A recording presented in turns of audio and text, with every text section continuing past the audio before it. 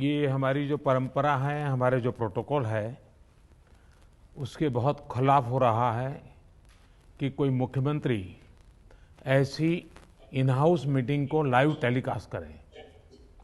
ये उचित नहीं है। ये हमने हमेशा संयम पालन करना चाहिए। ठीक है सर, इसका ध्यान रखेंगे आगे से। सर, मैं सभी आत्माओं को शांति मिले जिन जिन लोगों का इस दौरान कोरोना की वजह से जिनका देहांत हो गया, और उनके परिवारों को दुख सहने की शक्ति दे। अगर सर मेरी तरफ से कोई गुस्ताखी हुई है, मैंने कुछ कठोर बोल दिया, मेरे आचरण में कोई गलती है, तो उसके लिए मैं माफ़ी चाहता हूँ। लेकिन अभी तक जितने आज पॉल साहब की जो प्रेजेंटेशन थी वो भी बहुत अच्छी थी, और उसके हिसाब से जो भी हमें निर्देश दिए गए हैं उन निर्देशों का हम पालन करेंगे। केंद्र सरकार ने दिल्ली का ऑक्सीजन का कोटा बढ़ा दिया है, लेकिन सर मैं आपसे हाथ जोड़ के प्रार्थना करता हूं कि इस बढ़े हुए ऑक्सीजन के कोटे को दिल्ली तक पहुंचाने में हमारी मदद करें। एक एस्टीमेट के हिसाब से दिल्ली को 700 टन ऑक्सीजन की जरूरत है। आपने हमारा कोटा 480 टन कर दिया, बहुत बहुत शुक्रिया। जिस राज्य में ऑक्सीजन की फैक्ट्री है, क्या वो दिल्ली की ऑक्सीजन रोक सकते हैं?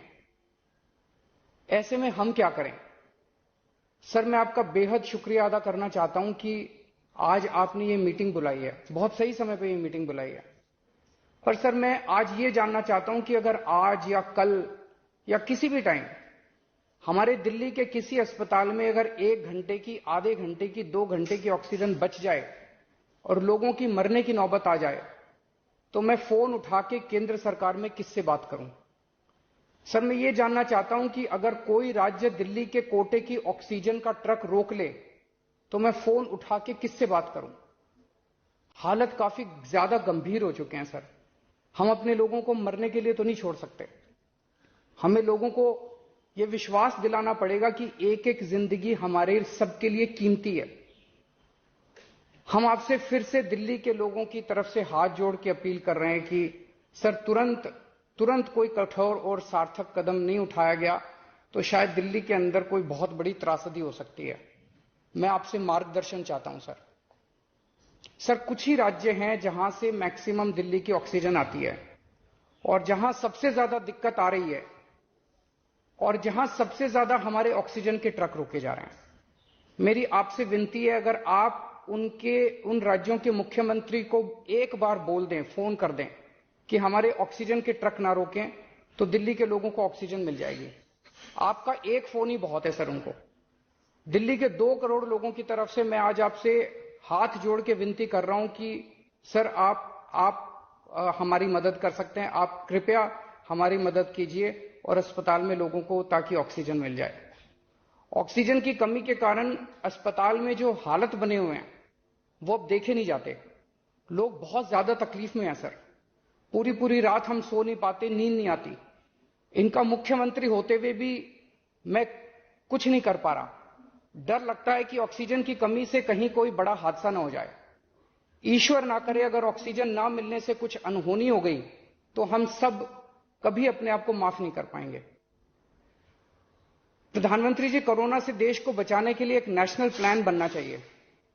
इस नेशनल प्लान के अंतर्गत देश के सभी ऑक्सीजन प्लांट्स को तुरंत आर्मी के जरिए केंद्र सरकार टेक ओवर करे।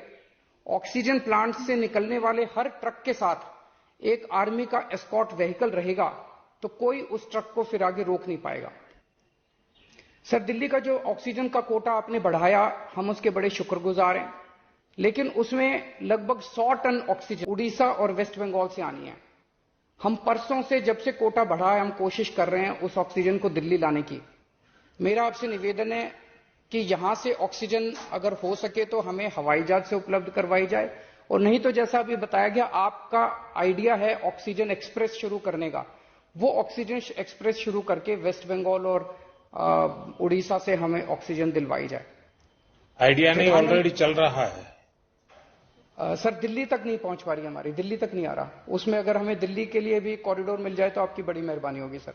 आपने 2-3 जगह तो कर दिया सर, आपके इंटरवेंशन से मुझे पता चला। एक दिल्ली के लिए और करा दीजिए सर, यहाँ की हमारी 100 टन ऑक्सीजन उधर से आनी है। प्रधानमंत्री जी, हमारे देश के वैज्ञानिकों ने इतने कम समय में जो वैक्सीन बनाई है, इसके लिए हमारे वैज्ञानिक साधुवाद के पात्र हैं।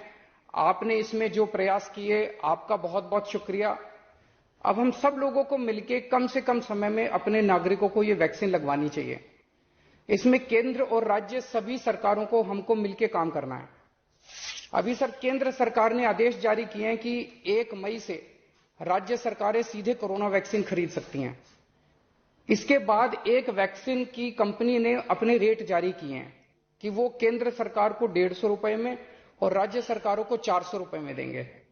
सर, एक ही देश में एक ही सामान के 2 रेट कैसे हो सकते हैं? 1 नेशन 1 रेट होना चाहिए। सारे देश को एक ही दाम पे वैक्सीन मिलनी चाहिए। अगर देश एक है तो वैक्सीन का दाम भी तो एक ही होना चाहिए। तो मैं आपसे निवेदन करता हूं कि केंद्र सरकार को, राज्य सरकारों को एक ही रेट पे वैक्सीन मिले। जिस रेट पे केंद्र सरकार को वैक्सीन मिल रही है, उसी रेट पे राज्य सरकारों को भी वैक्सीन मिलनी चाहिए। सर, हर एक जान हम सब लोगों के लिए कीमती है। हमें ये एहसास हर भारतीय को इस वक्त कराना होगा। इसलिए मेरा मानना है कि देश में सबको दवाई, सबको वैक्सीन और सबको ऑक्सीजन मिलनी चाहिए, और बिना किसी विवाद और बिना किसी रुकावट के ये मिलनी चाहिए। मेरा विश्वास है देश में अगर कोरोना के खिलाफ एक नेशनल प्लान होगा तो हम सभी राज्य सरकारें और केंद्र सरकार मिलकर इस दिशा में काम करेंगे।